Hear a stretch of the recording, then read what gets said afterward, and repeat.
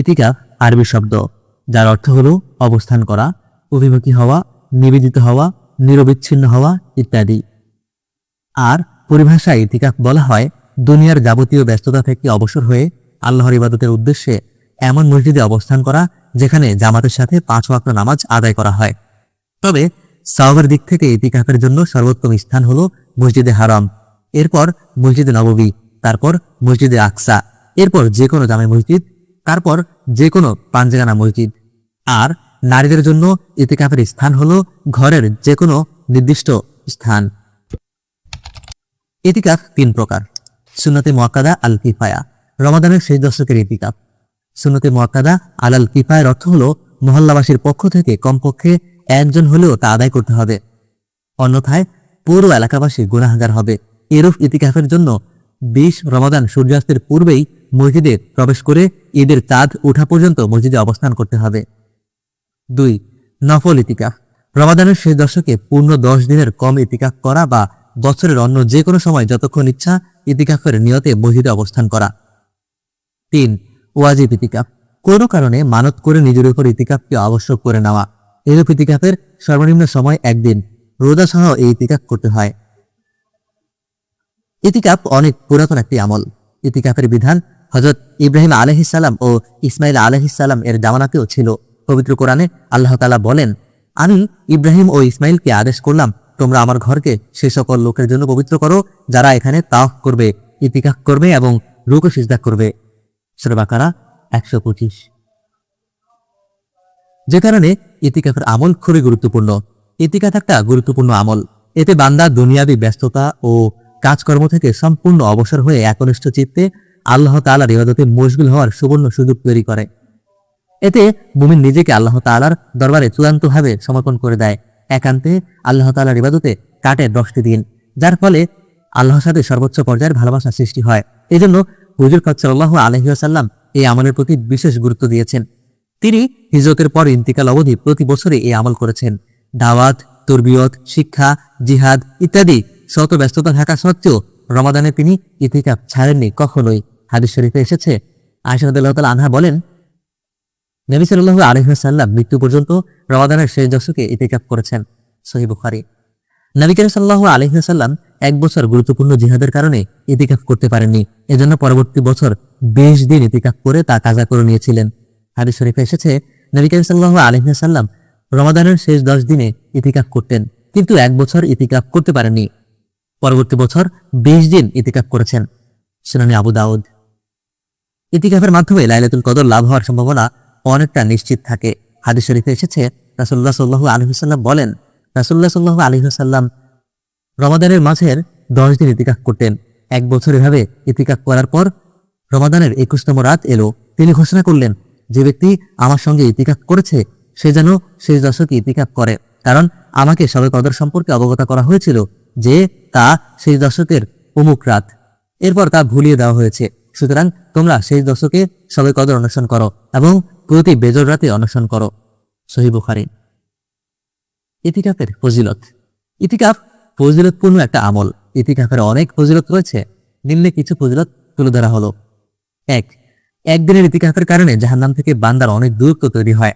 হাদিস শরীফে এসেছে, রাসূলুল্লাহ সাল্লাল্লাহু আলাইহি ওয়াসাল্লাম বলেন, যে ব্যক্তি আল্লাহর সন্তুষ্টির জন্য 1 দিন ইতিকাফ করবে, আল্লাহ তাআলা তার এবং জাহান্নামের মাঝে 3টি পরীক্ষা সৃষ্টি করে দিবেন, যার একটির দূরত্ব আসমান জমিনের দূরত্বের চেয়েও বেশি।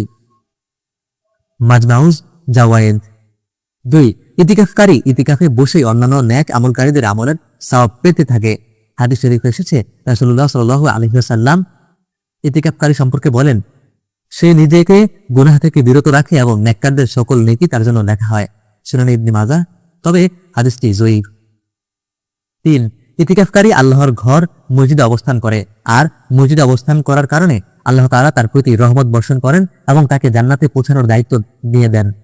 হাদিস শরীফে এসেছে, রাসূলুল্লাহ সাল্লাল্লাহু আলাইহি ওয়াসাল্লাম বলেন, মসজিদ হলো মুত্তাকিদের ঘর, আর যার ঘর হয় মসজিদ, আল্লাহ তাআলা তার প্রতি রহমত বর্ষণ ও ফজিলত অতিক্রম করিয়ে তাকে নিজের সন্তুষ্টি তথা জান্নাতে পৌঁছানোর জিম্মাদারি নিজে নিয়ে নেন।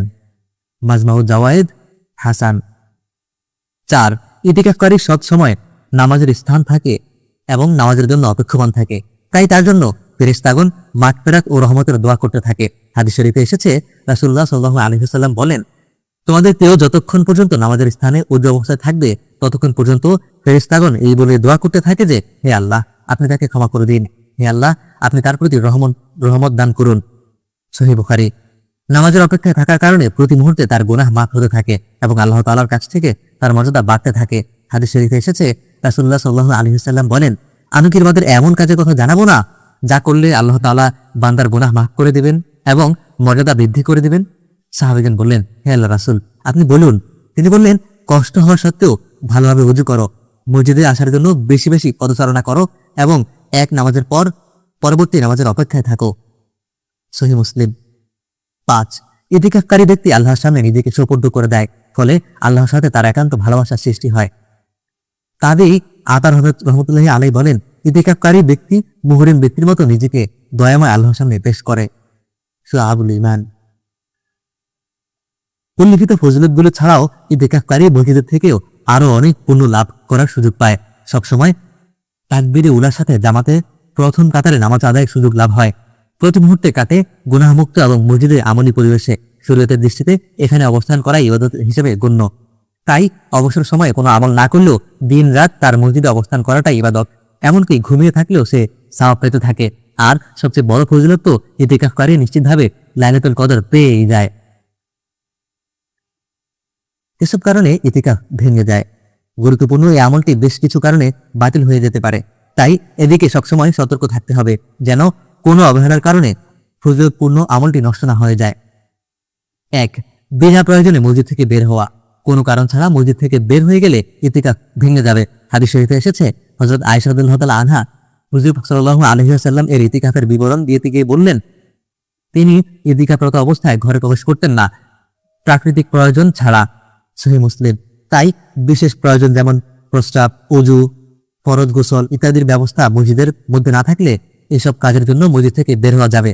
অনুরূপ মসজিদে খাবার পৌঁছে দেওয়ার মতো কোনো লোক না থাকলে ইতিকাফকারী খাবার আনতে মসজিদ থেকে বের হতে পারবে। এছাড়া অযথা এক মুহূর্তের জন্য মসজিদ থেকে বের হলে ইতিকাফ বাতিল হয়ে যাবে। এমনকি জানাজা, রোগী দেখা ইত্যাদির জন্য বের হলেও ইতিকাফ নষ্ট হয়ে যাবে। হাদিস শরীফে এসেছে, হযরত আয়েশা রাদিয়াল্লাহু তাআলা আনহা বর্ণনা করেন, নবী সাল্লাল্লাহু আলাইহি ওয়াসাল্লাম ইতিকাফরত অবস্থায় রোগীর পার্শ্ব দিয়ে গমন করলে স্বাভাবিকভাবে চলে যেতেন, তাকে কোনো কিছু জিজ্ঞাসাও করতেন না। সুনানে আবু দাউদ। তবে হাদিসটি জয়ীফ। অন্য হাদিসে এসেছে, আয়েশা রাদিয়াল্লাহু তাআলা আনহা বলেন, ইতিকাফকারীর জন্য নিয়ম হলো সে কোনো রোগী দেখতে যাবে না, জানাজায় অংশগ্রহণ করবে না, স্ত্রীকে স্পর্শ করবে না, তার সাথে সহবাস করবে না এবং অধিক প্রয়োজন ছাড়া বাইরে যাবে না। সুনানে আবু দাউদ।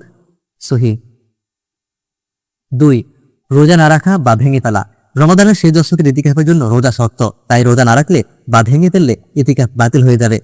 হাদিস শরীফে এসেছে, হযরত আয়েশা রাদিয়াল্লাহু তাআলা আনহা বলেন, রোজা ব্যতীত কোনো ইতিকাফ নেই। সুনানে আবু দাউদ। 3, ইতিকাফরত অবস্থায় ঋতুবতী হয়ে পড়া। ইতিকাফের জন্য যেহেতু রোজা রাখা শর্ত আর হায়েজ নেফাস অবস্থায় রোজা রাখা নিষিদ্ধ, তাই এই অবস্থায় ইতিকাফ বাতিল হয়ে যাবে। 4, স্ত্রী সহবাস। স্ত্রী সহবাসের মাধ্যমেও ইতিকাফ বাতিল হয়ে যাবে। পবিত্র কোরআনে এ ব্যাপারে আল্লাহ তাআলা বলেন, আর তাদের সাথে সহবাস করো না যখন তোমরা ইতিকাফরত থাকো। সূরা বাকারা 187। ওযু, ইস্তেনজা ইত্যাদি জরুরি প্রয়োজনে মসজিদ থেকে বের হয়ে অথবা বাড়তি সময় কাটানো। প্রয়োজনে সাপেক্ষ মসজিদ থেকে বের হয়ে অন্য কোনো কাজে এমনিতেই ওই প্রয়োজন ব্যতীত অযথা বাইরে থাকলে ইতিকাফ বাতিল হয়ে যাবে। ইতিকাফের আদব। ইতিকাফ যেহেতু একান্তে আল্লাহ তাআলার ইবাদত করার একটা বিশেষ উপলক্ষ, তাই এর প্রতিটি মুহূর্ত যেন ইবাদত ও আমলের মধ্যে কাটে সেদিকে বিশেষভাবে খেয়াল রাখতে হবে। নিম্নে ইতিকাফের কিছু আদব তুলে ধরা হলো। 1, সম্ভব হলে মসজিদের এক পাশে পর্দা দিয়ে পৃথক ইবাদতের পরিবেশ তৈরি করা। হাদিস শরীফে এসেছে, আবু সাঈদ খুদরী রাদিয়াল্লাহু তাআলা আনহু বর্ণনা করেন, রাসূলুল্লাহ সাল্লাল্লাহু আলাইহি ওয়াসাল্লাম একটি তুর্কি তাঁবুর মধ্যে ইতিকাফ বসেন, যার জানালায় টানানো ছিল চাটাইয়ের টুকরা। সুনান ইবনে মাজাহ। 2, পুরো সময় তেলাওয়াত, জিকির, তালিম ইত্যাদি কোনো ইবাদতে মগ্ন থাকা, তবে অন্যের ইবাদত, আমল ইত্যাদিতে যেন ব্যাঘাত না ঘটে সেদিকে লক্ষ্য রাখতে হবে। হাদিস শরীফে এসেছে, আবু সাঈদ খুদরী রাদিয়াল্লাহু তাআলা আনহু থেকে বর্ণনা করেন যে তিনি বলেন, রাসূলুল্লাহ সাল্লাল্লাহু আলাইহি ওয়াসাল্লাম মসজিদে ইতিকাফকালে সাহাবীদেরকে উচ্চস্বরে কেরাত করতে শুনে পর্দা সরিয়ে বললেন, জেনে রাখো তোমাদের প্রত্যেকেই স্বীয় রবের সাথে চুপিসারে আলাপে রত আছো, কাজেই তোমরা পরস্পরকে কষ্ট দিও না এবং পরস্পরের সামনে কেরাতে বা সালাতে আওয়াজ উঁচু করো না। সুনানে আবু দাউদ। 3. ইতিকাফে রমাদানের 4টি বিশেষ আমল বেশি বেশি করা। 1. বেশি বেশি কালিমার জিকির করা। 2. বেশি বেশি ইস্তেগফার করা। 3. আল্লাহ তাআলার জান্নাত চাওয়া। 4. জাহান্নাম থেকে মুক্তি কামনা করা। হাদিস শরীফে এসেছে রাসূলুল্লাহ সাল্লাল্লাহু আলাইহি ওয়াসাল্লাম বলেন, এতে তোমরা 4 কাজ বেশি করবে, অধিক পরিমাণে কালিমা লা ইলাহা ইল্লাল্লাহ এবং ইস্তেগফার পাঠ করবে, আর আল্লাহর কাছে জাহান্নাম থেকে মুক্তি ও জান্নাত প্রার্থনা করবে। সূরা আবুল ইমান। তবে হাদিসটি যঈফ। নিম্নে বর্ণিত দোয়াটি বেশি বেশি করা। হাদিস শরীফে এসেছে আয়েশা রাদিয়াল্লাহু তাআলা আনহা রাসূল সাল্লাল্লাহু আলাইহি ওয়াসাল্লামকে জিজ্ঞাসা করলেন, হে আল্লাহর রাসূল, আমি যদি লাইলাতুল কদর পাই তাহলে আপনি কি বলতে পারেন? আপনি কি বলতে বলেন? তখন রাসূল সাল্লাল্লাহু আলাইহি ওয়াসাল্লাম বললেন, তুমি বলো, আল্লাহুম্মা ইন্নাকা আফুউন তুহিব্বুল আফওয়া ফাআফু আন্নী। হে আল্লাহ, আপনি ক্ষমাকারী, আপনি ক্ষমা করতে পছন্দ করেন, অতএব আপনি আমাকে মাফ করে দিন। তাই এই দোয়াটি পড়া, বিশেষ করে বেজর রাত্রিগুলোতে দোয়াটি বেশি বেশি পড়া। 5. নফল নামাজের প্রতি বিশেষভাবে গুরুত্ব দেওয়া। কিছু নফল নামাজ তো বিভিন্ন সময়ের জন্য নির্দিষ্ট, যেমন তাহাজ্জুদ, ইশরাক, চাষ, আওয়াবিন ইত্যাদি। সাধারণ সময় নানা কর্মব্যস্ততার কারণে নিয়মিত এই নামাজগুলো আদায় করা হয় না। ইতিকাফের দিনগুলোতে যেন এর কোনোটি ছুটে না যায় সে ব্যাপারে যত্নশীল হওয়া। এছাড়াও সালাতুল হাজত, সালাতুল শুকর, সালাতুল তাওবা এবং অন্যান্য নফল নামাজ আদায়ের চেষ্টা করা। এগুলোর পাশাপাশি মসজিদের আদবের প্রতিও পূর্ণ লক্ষ্য রাখা, পরিষ্কার পরিচ্ছন্নতার প্রতি গুরুত্ব দেওয়া, সবসময় ওজ অবস্থায় থাকার পাবন্ধ হওয়া, অহেতুক কথাবার্তা ও উঁচু আওয়াজে কথা বলা থেকে বিরত থাকা, বিশেষ প্রয়োজন ছাড়া কারোর সাথে কোনো কথা না বলা, অধিক পরিমাণে কোরআন মাজিদ তেলাওয়াত করা। অত্যন্ত আফসোসের বিষয় হলো, বিশেষ গুরুত্বপূর্ণ ও প্রয়োজনপূর্ণ এই আমলের প্রতি আমাদের অবহেলা চূড়ান্ত পর্যায়ের। আমরা কেউই সাধারণত এই আমলটি করতে সহজে রাজি হতে চাই না। রমাদানের শেষ দশকের জন্য আমরা শত কাজ আগে থেকেই জমা করে রাখি। এই দশকটি আমরা ঈদের কেনাকাটা আর মার্কেটে ঘুরে কাটানোর জন্য নির্ধারণ করে ফেলি। অনেক চেষ্টা তদবির করে কয়েকজন বয়োবৃদ্ধ লোকদের ইতিকাফে বসানোর জন্য তাশকিল করে থাকি। অনেক সময় আবার টাকার বিনিময়ে কোনো দরিদ্র লোককে ইতিকাফে বসানো হয়। আস্তাগফিরুল্লাহ। এভাবে কাউকে ইতিকাফে বসালে ইতিকাফ হবে না এবং এর মাধ্যমে এলাকাবাসী দায়মুক্ত হবে না, বরং সবাই এর জন্য গুনাহগার হবে।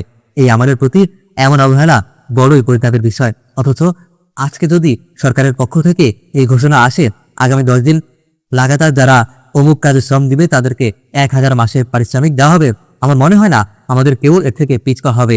অথচ রাজা ধীরাজ মহাপরাক্রমশালী স্বয়ং আল্লাহ তাআলার পক্ষ থেকে এই অফার দেওয়া হয়েছে যে এই 10 রাতের মধ্যে 1000 মাসের সমান একটি রাত আছে, কিন্তু আমরা এর প্রতি তেমন গুরুত্ব দেই না। মুসলমানদের উচিত ছিল সর্বোচ্চ আগ্রহ নিয়ে 1000 মাসের প্রতিদান হাসিল করার জন্য মসজিদে ইতিকাফ বসে পড়া। ইবনে শিহাব জুহরি রাহমাতুল্লাহি আলাইহি মুসলমানদের প্রতি আফসোস করে বলেন, মুসলমানদের বড়ই আফসোস যে তারা ইতিকাফ ছেড়ে দিয়েছে, অথচ রাসূলুল্লাহ সাল্লাল্লাহু আলাইহি ওয়াসাল্লাম মদিনায় হিজরতের পর থেকে মৃত্যু অবধি কোন রমাদানে ইতিকাফ ছাড়েননি।